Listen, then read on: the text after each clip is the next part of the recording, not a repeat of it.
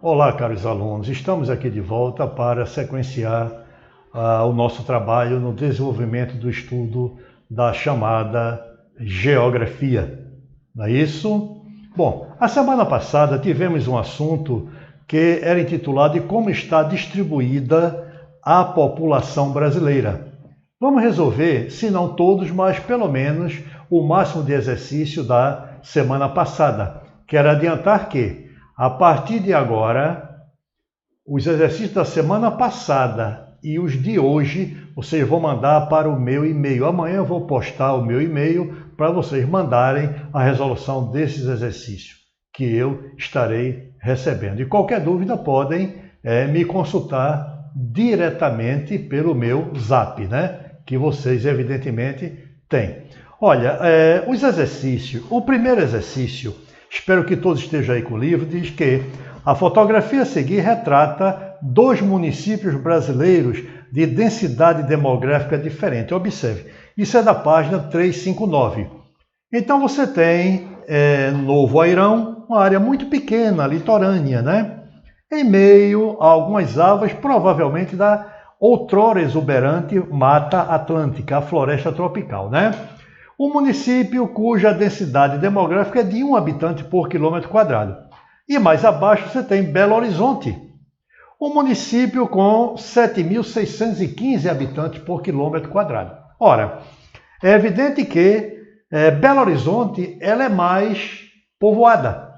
Por quê? A gente sabe que quanto maior a densidade demográfica, maior é a intensidade de povoamento.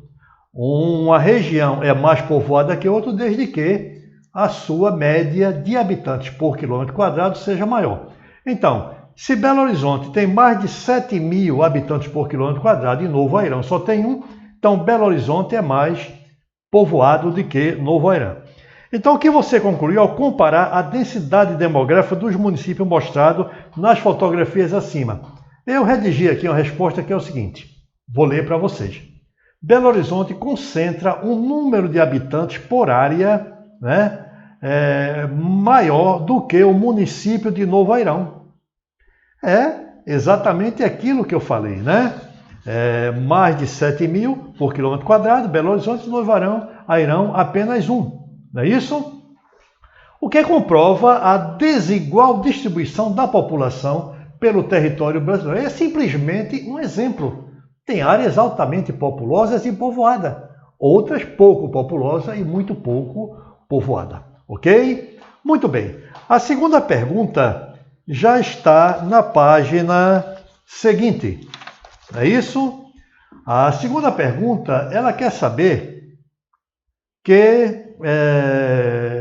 Brasil, densidade demográfica, ele está colocando aí 24 habitantes por quilômetro quadrado, população total, área, cálculo acima, ele está mostrando, e aí as regiões com a respectiva densidade. Então veja bem, eu disse a vocês quanto maior a densidade, mais povoado, ok? Então você tem região centro-oeste com 10 habitantes por quilômetro quadrado, nordeste com 37, a região norte com 5 habitantes, sudeste com 94 habitantes por quilômetro quadrado e região sul 51. Então vejam que o sudeste é a mais povoada, com 94. Sul é a segunda mais povoada, com 51. A terceira é o nordeste, com 37. Centro-oeste com 10 e a região norte com apenas 5 habitantes. Então ele faz a seguinte pergunta, ok? Preste atenção aí no livro, tá bom?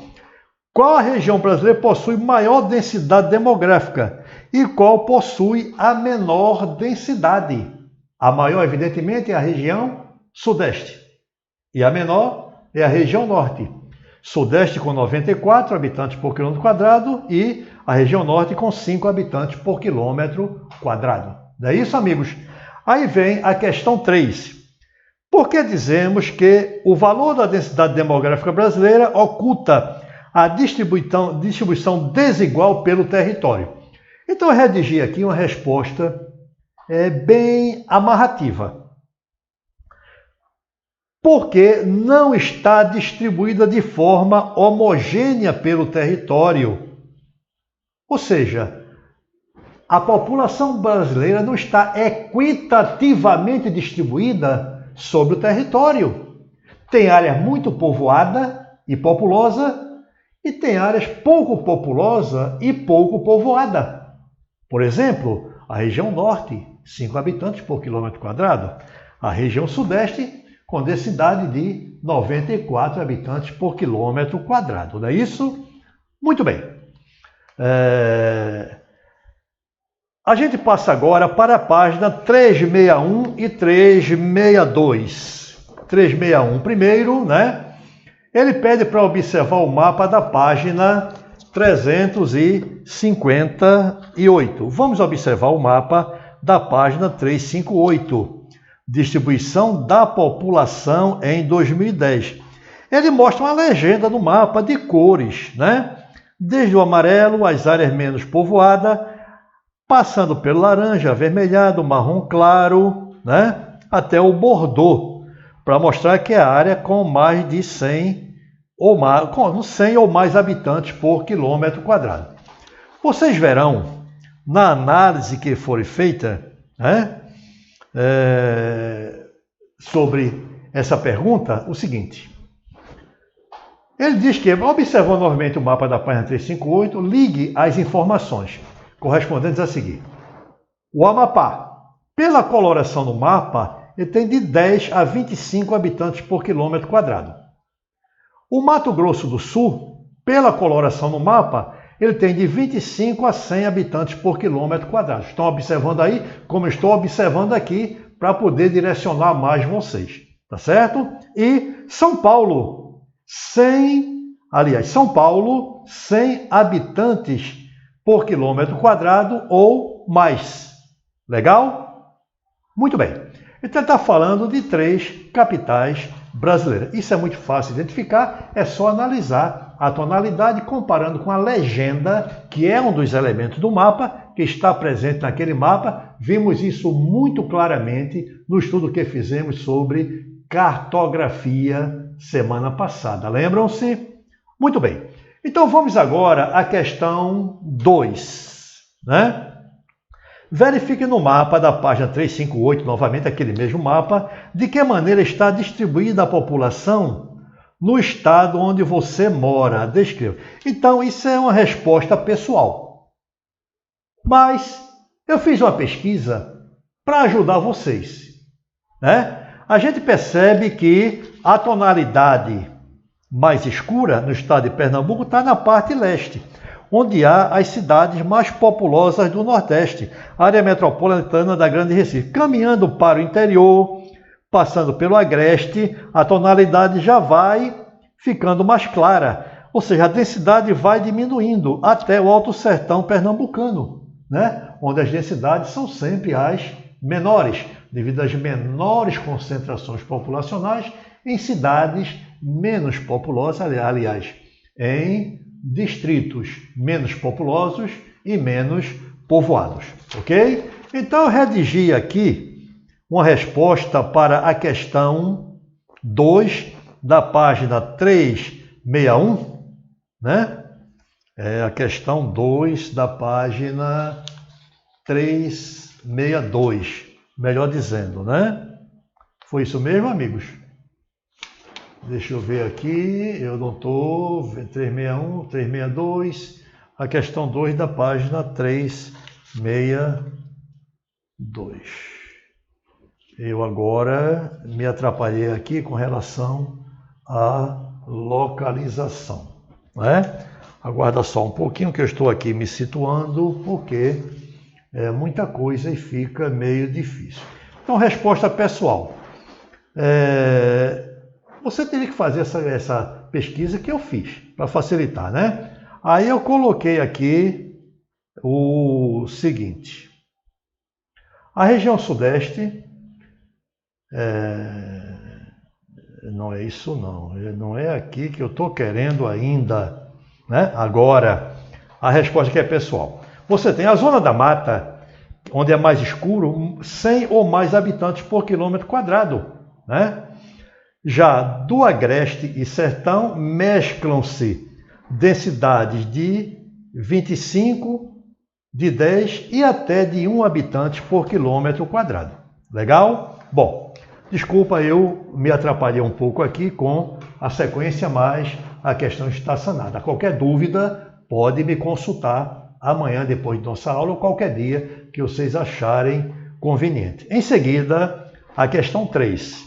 Ele está mostrando os estados Amazonas, Paraíba, Goiás, São Paulo e Santa Catarina.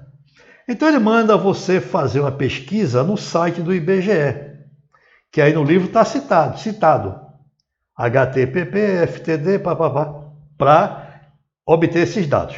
Vocês vão ver a população de cada um desses estados, a área em quilômetro quadrado. Aí divide a população pela área, não é a área pela população, é a população sobre a área. Aí vai encontrar resultados, como por exemplo, o Amazonas, 3 habitantes por quilômetro quadrado, a Paraíba, 71 habitantes por quilômetro quadrado, Goiás, 20 habitantes por quilômetro quadrado, São Paulo, 182 e Santa Catarina, 73 habitantes por quilômetro quadrado. São Paulo, além de ser o estado mais populoso, é também o de maior densidade demográfica. É o mais povoado dos estados brasileiros.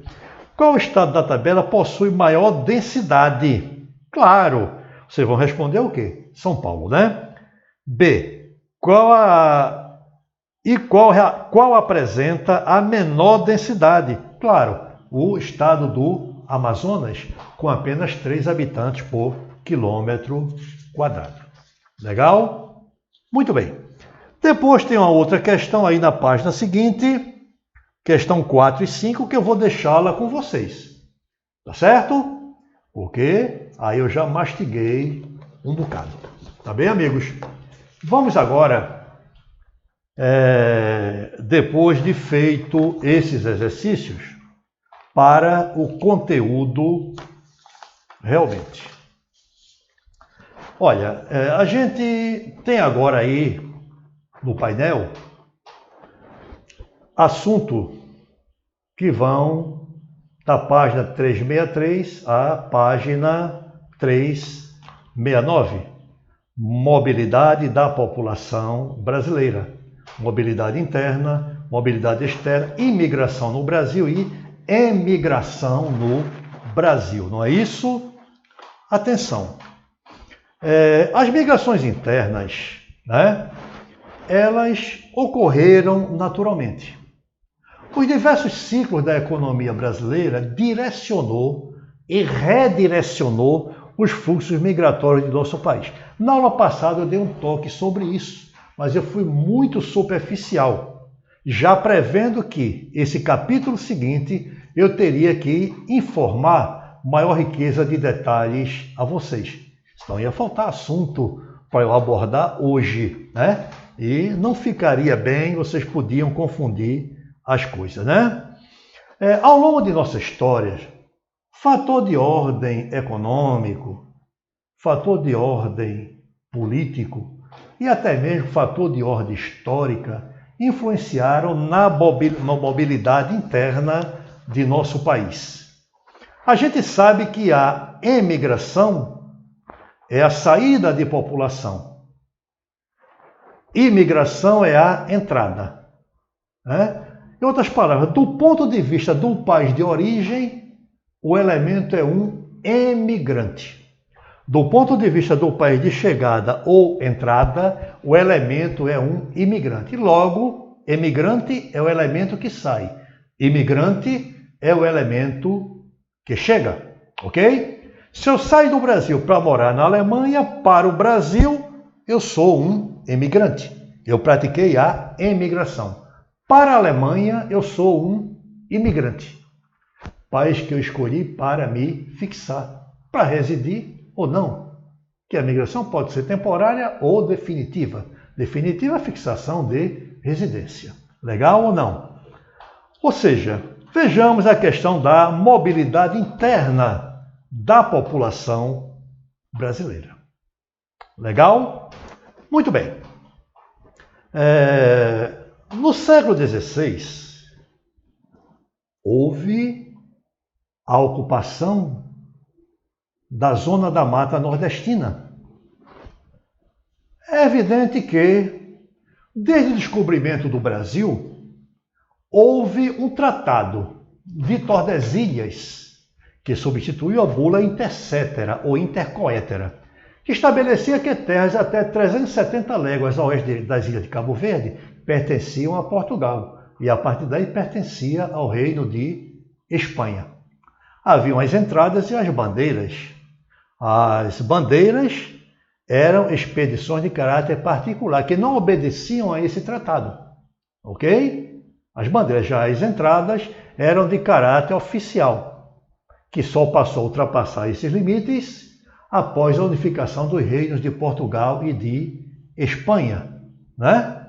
Isso aí impedia uma penetração maior para o interior, porque Portugal obedecia à delimitação desse tratado e também ao próprio desconhecimento do interior, né, pelo colonizador. O temor que tinha de possíveis ataques dos índios, etc. Então esse povoamento litorâneo bastante prolongado. Mas no século XVI, o litoral nordestino foi ocupado com o cultivo da cana-de-açúcar, né? Dei um toque sobre isso na hora passada, lembre-se, né? Aqui, por quê? Maior proximidade com a Europa, principal centro de consumo, né? E a presença de um clima tropical e um solo massapê, ótimo para o desenvolvimento da lavoura açucareira. No século XVII, veja bem, o gado bovino foi introduzido no Brasil, né? Da capitania de São Vicente, hoje estado de São Paulo, né? Por Martim Afonso de Souza. Porém, a expansão da pecuária para o agreste sertão nordestino se deu através do Rio São Francisco, que por isso ficou cognominado de Rio dos Currais, além de ser também Rio da Integração Nacional, genuinamente brasileiro, que nasce e morre totalmente no Brasil, né? Etc. Muito bem.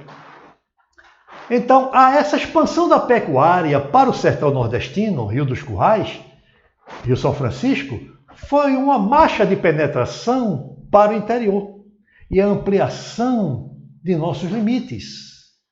Muito bem. É bom lembrar também que essa dinâmica interna da população também contribuiu para a expansão de nosso território. Vamos chegar a maiores detalhes sobre isso ainda nessa aula de hoje, ok? Muito bem. Século XVII e XVIII se deu a ocupação do recôncavo baiano. Com o quê? Com o cultivo do fumo. E no sul da Bahia, município de Ilhéus e Itabuna, a cacauicultura, a cultura do cacau, que o Brasil é o maior produtor mundial. O cacau é nativo do Brasil, né? Na Amazônia, mas que na Bahia encontrou condição propícia. A Bahia hoje responde por mais de 90%, Ilhéus e Itabuna, da produção cacaueira brasileira. Não é isso? Muito bem. Mas ainda no século XVII e XVIII, Minas Gerais, Mato Grosso e Goiás, ciclo da mineração, né? O ciclo da mineração se deu com a queda da produção açucareira, conforme eu disse na aula passada. Veja que eu estou detalhando mais hoje, né? Semana passada, pela concorrência do açúcar antilhano cultivado pelos holandeses. A esse declínio da economia açucareira surgiu o ciclo da mineração. Nordestinos migraram para Minas Gerais. Nordestinos migraram para o Mato Grosso e se dedicaram na exploração de minérios. Ora, sabe qual foi a consequência disso? É que o centro político administrativo no Brasil, que estava na Bahia, foi transferido para o Rio de Janeiro. Por quê? Para fiscalizar melhor a produção do ouro, da prata e das pedras preciosas. Vejam o impacto, né? Muito bem. Aí vem o século XIX. O café, aí é bronca. O café que é nativo da Abissínia, Etiópia, país africano. Foi cultivado há muito tempo no norte da África, África Mediterrânea, que o norte da África é banhado pelo mar Mediterrâneo, e sul da Europa. O sul da Europa é banhado pelo mar Mediterrâneo, porém, ali cultivado como o quê? Como plantas ornamentais. Depois de muito tempo, chegou à América Central e trazida para o Brasil pelo sargento-mor Francisco de Melo Palheta, inicialmente no Pará, onde as condições climáticas de solo não favoreceram, depois no Maranhão, pelas mesmas razões não favoreceram, recôncavo baiano, até finalmente chegar ao Vale do Paraíba do Sul, onde as condições climáticas e pedológicas viabilizaram o desenvolvimento da agricultura cafeeira. Sabe por quê? Clima tropical de altitude, Planalto brasileiro, né? Cortado pelo rio Paraíba do Sul. Solo de terra roxa, solo vulcânico, formado por intemperismo sobre rocha como o basalto e o diabásio, que são rochas magmáticas. É o melhor solo brasileiro. Isso garantiu o sucesso da lavoura do café, que rapidamente expandiu para o oeste paulista, caracterizando a chamada Onda Verde. Posteriormente migrou para o sul, norte do Paraná, que é uma importante área também de produção do café brasileiro, onde para lá muitos imigrantes japoneses foram se fixar. Ok? Muito bem. Aí o que é que acontece? Final do século XVIII, início do século XIX. Ou seja, 1870 e 1912. Gente, foi o chamado ciclo da borracha. A Hevea brasiliensis, nome científico da seringueira, um vegetal nativo da mata ou floresta de várzea, aquela área que é alagada durante as enchentes do rio Amazonas, que dificulta a extração da borracha natural naquela região, porque os seringais ficam totalmente alagados pelas enchentes do rio Amazonas. Muito bem. O Brasil passou então a ser o maior produtor mundial de borracha. A declinação da produção e da exportação caiu pelos seringais plantados em região de clima semelhante ao da Amazonas, o clima equatorial quente e úmido, cortado pelo Equador, assim como a Malásia e a Indonésia, países do sudeste e do sul da Ásia, cortado também pelo Equador, favoreceram ao cultivo da seringueira. Mudas de seringais brasileiros foram levados para a Ásia. Aí os seringais asiáticos passaram a concorrer com o brasileiro. Lá plantado sob a forma de plantation, que facilitava destruir a floresta e plantar os seringais. Fácil extração, melhora da produtividade. Porém, passado esse período em que a Ásia estava dominando os seringais asiáticos, o Brasil tenta recuperar durante a Segunda Guerra Mundial. Sabe por quê? Os japoneses dominaram os seringais asiáticos. Aí nova leva de nordestinos migraram para a região amazônica, aquela área que hoje é o estado do Acre e que era território boliviano. Que os seringueiros brasileiros invadiram e o Brasil se apossou daquela parte de terras bolivianas e criou uma questão diplomática entre o Brasil e a Bolívia. Essa questão diplomática entre o Brasil e a Bolívia teve que ser resolvida, teve que ser contornada pelo governo brasileiro. O Brasil teve que indenizar o governo boliviano com muitas libras esterlinas para ter o direito de posse daquela parte do território que foi anexada ao Brasil. Eis aí um exemplo de expansão de nossa territorialidade. É incrível essa situação, não é, amigos? Muito bem. Então isso foi contornado pela criação de um tratado que resolveu essa problemática. Passamos então agora adiante. Então, nesse período de 42 a 45, né, os nordestinos voltaram para lá. Muito bem. Aí vem de 56 a 60. Eita! É o governo Juscelino Kubitschek de Oliveira, que governou o Brasil sob o slogan 50 anos em 5. Juscelino Kubitschek de Oliveira levou o plano de transferir Brasília para o Planalto Central. Aliás, a capital do Brasil, do Rio de Janeiro, que era litorânea, para o Planalto Central, no centro geométrico do Brasil. Questão de segurança para ele, né? Mas a intenção dele era integrar para não entregar. A Amazônia sempre foi cobiçada por outros países. A construção de Brasília no Planalto Central, muitos migrantes nordestinos foram para lá. Foram os candangos, que foram para o Brasil Central. Construiu Brasília. O projeto do arquiteto Oscar Niemeyer. Porém, após construir Brasília, visando integrar o centro-oeste e o norte do Brasil aos principais centros polarizadores da economia nacional, visando uma melhor integração nacional, ele construiu a rodovia Belém-Brasília, a Brasília-Acre, a Perimetral Norte, a Transamazônica, etc. Atenção! Chegamos a um ponto importante, né?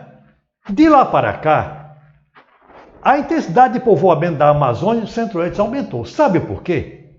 Além dessa habilidade de tentar povoar, de integrar a Amazônia e o Centro-Oeste aos principais centros polarizadores da economia nacional, ele criou na Amazônia, como eu já disse, a Transamazônica e a Perimetral Norte.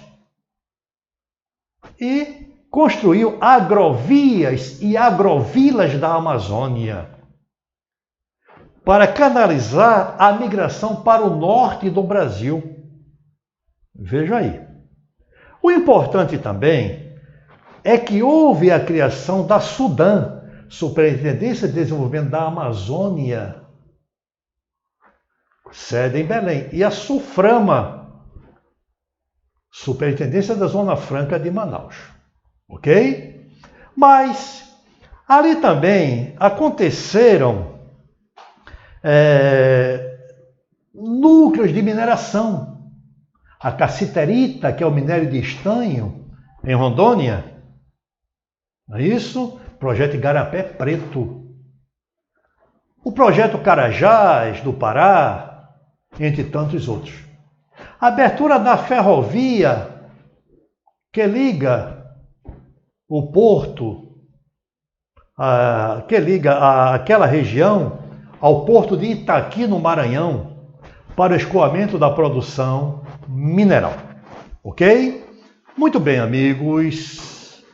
Nas 4 últimas décadas do século XX, o deslocamento de imigrantes para a Amazônia e Centro-Oeste, conforme eu acabei de falar para vocês, representada também por projeto de mineração e agropecuária. Ok?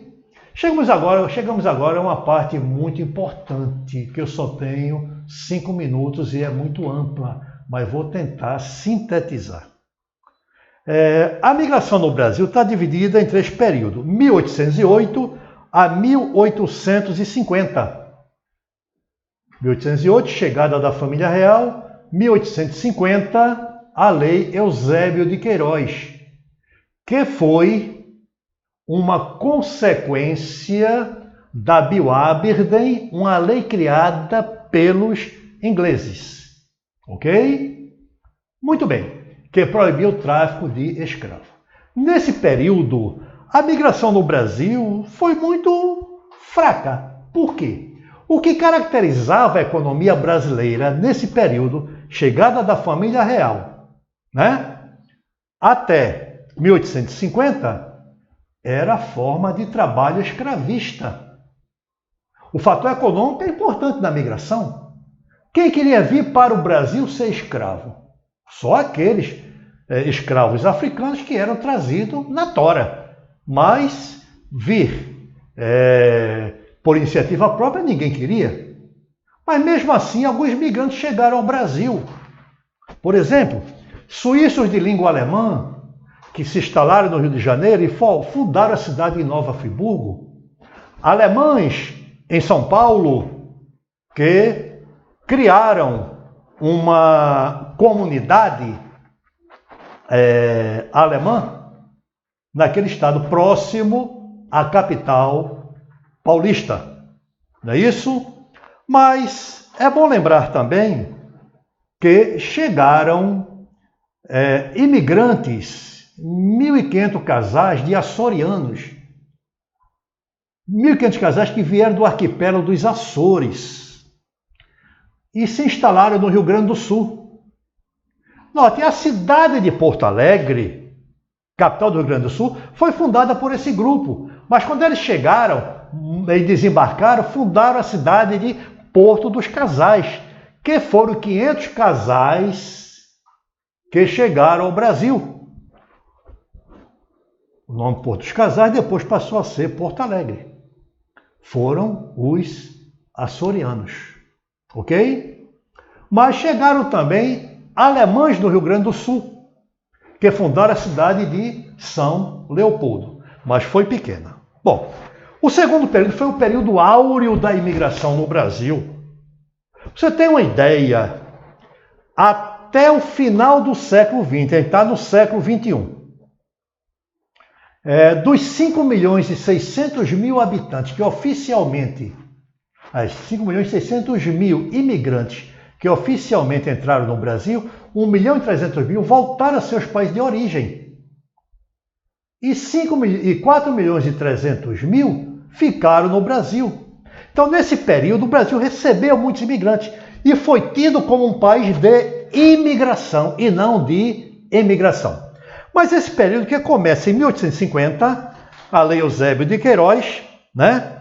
E até 1930, as leis de imigração. Ora, a Lei Eusébio de Queiroz sucedeu a ela a Lei de Ventre Livre e a Lei Áurea 1888.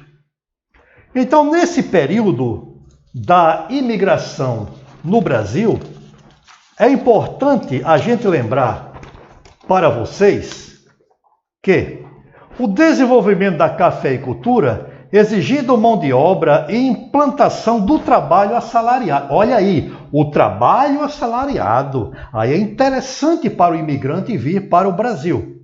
Não é isso? A proibição do tráfico escravo cada vez ia dificultando mais a obtenção de escravo. Aí foi se agravando a Lei de Ventre Livre, a sexagenária, e a Lei Áurea. Aí definitivamente, ok? Muito bem.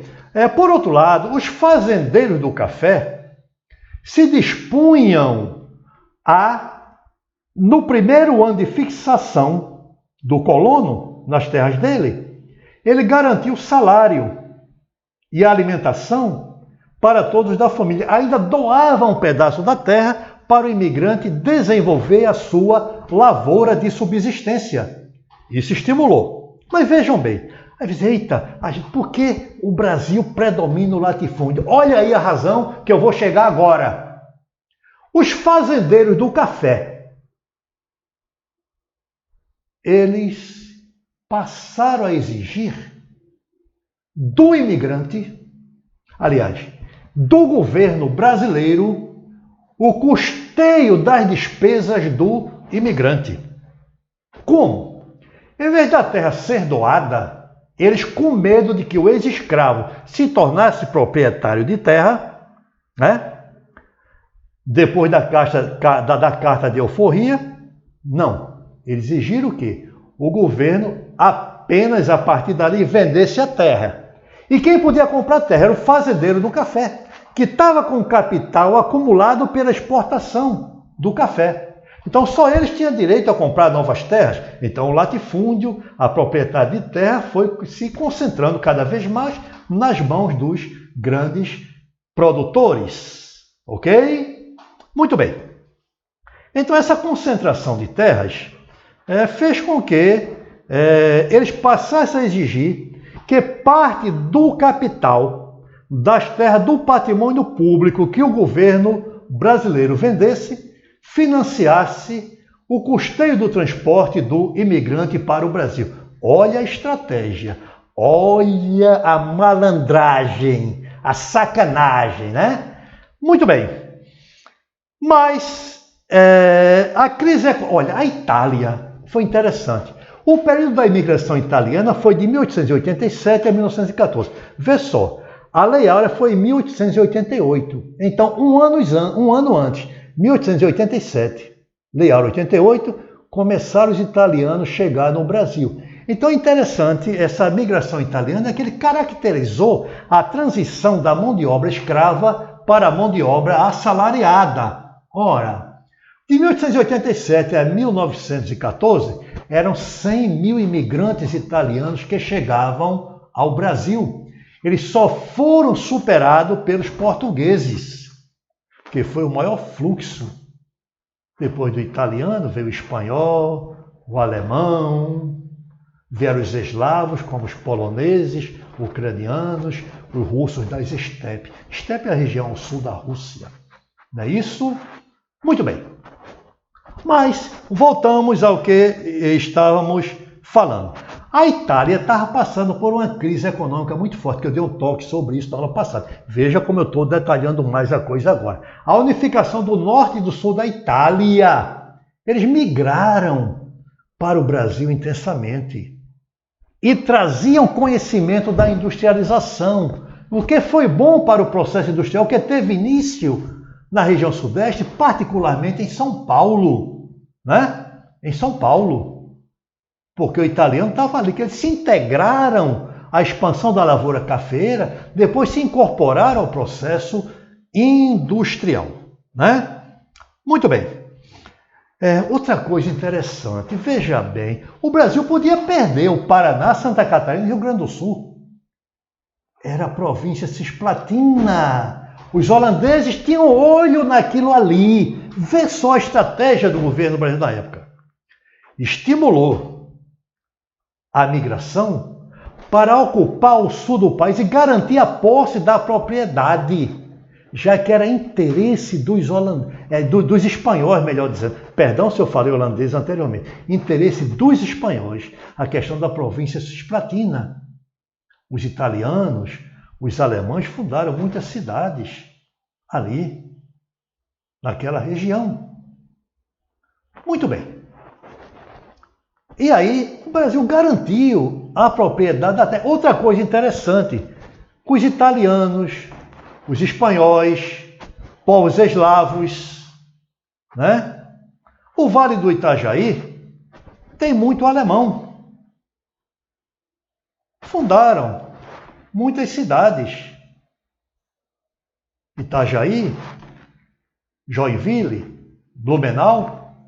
As casas têm até o estilo arquitetônico da Alemanha. O telhado é bem pontiagudo, como é na Alemanha, para facilitar o derretimento, o escoamento das neves. Então eles estão certos. Eles influenciaram na arquitetura brasileira. A presença do imigrante influencia culturalmente qualquer país do mundo, e o Brasil recebeu forte influência do imigrante alemão, do imigrante italiano, etc. Ok? Muito bem.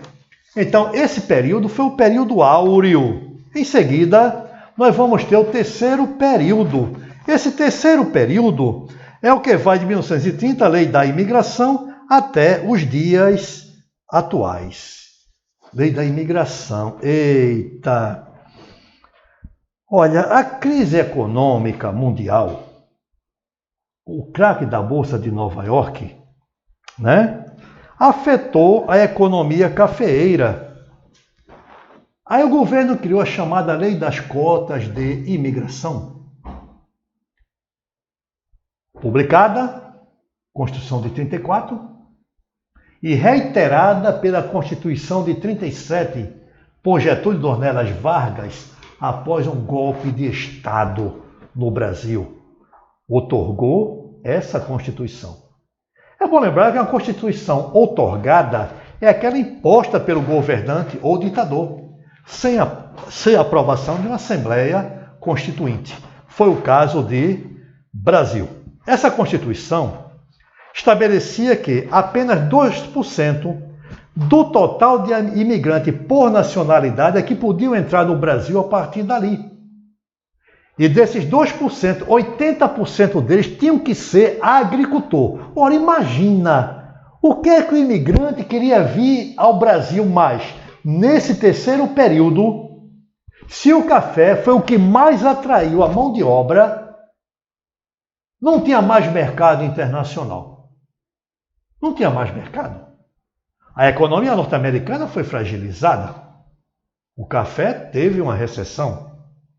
Aí o Brasil teve que optar, né, não apenas pela monocultura cafeira, mas sim pela policultura e a pecuária na região sudeste, que garantiu a implantação das primeiras indústrias, como eu falei rapidamente a semana passada, por substituição, que foram as indústrias alimentícias, onde a matéria-prima vem da agricultura e da pecuária, que já estavam altamente estabilizadas, além da presença do Rio Paraíba do Sul e outros rios que garantiram a produção da energia hidrelétrica, que é um fator importante para a implantação da indústria. O capital acumulado pela exportação do café para criar o binômio investimento-lucro e, consequentemente, condicionar o desenvolvimento industrial naquela região brasileira. Ora, a Segunda Guerra Mundial também. Professor, peraí. Se um país está envolvido numa Segunda Guerra Mundial, a população vai fugir. Não, não é isso não. A questão não é para ser analisada por aí. Veja bem, a Alemanha foi arrasada. A Itália, para onde o Brasil mandou tropas, a Frente Expedicionária Brasileira, para combater em Monte Castelo, Castelo Novo, né? A Frente Expedicionária Brasileira, não é isso? Teve uma Itália destruída. Uma Itália destruída. A França, a Inglaterra. Então esses países tiveram suas economias arrasadas. Precisava recuperá-las. E para recuperar precisava, entre outros, também de quê? Não apenas de mercado de consumo, mas mão de obra. Então eles criaram lei anti-imigração. Impediam o que restou de sua população de sair do país como consequência da Segunda Guerra Mundial. Eles precisavam de mão de obra para recuperar as suas economias. Então, precisam de mão de obra, o italiano, o alemão e de outros países não quiseram mais vir para o Brasil, tiveram que permanecer em seus países. Verdade ou não?